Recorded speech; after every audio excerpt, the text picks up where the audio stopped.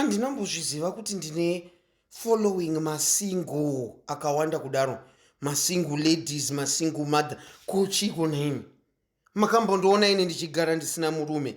Makaona first husband yangu akanditengera imba, inda ndazoshaisha ndandakwirwa nababa wake, amva andidivorce, amva atora imba.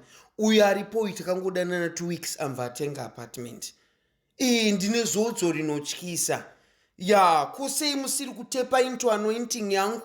Sei musiri kutepa into zodzo rangu? Chiko ndaona kapanda post ye brother yangu, vanhu vari kungoti number queen. Kokuwanda kwamakaita kuzvaita sei naye asikana.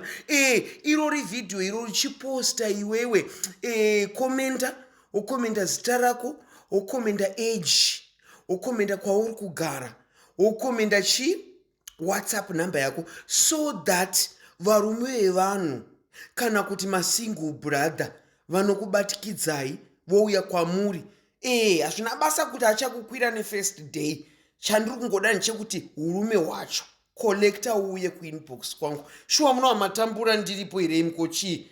Aiwa hazvidi kudaro asikana. For example, unobva wati zita rangu Emelda, ndogara kuCape Town, WhatsApp cha, age yangu 35, so that vanobva wauya kuinbox asikana. Tivhurire masuo, ndine zodzo ini.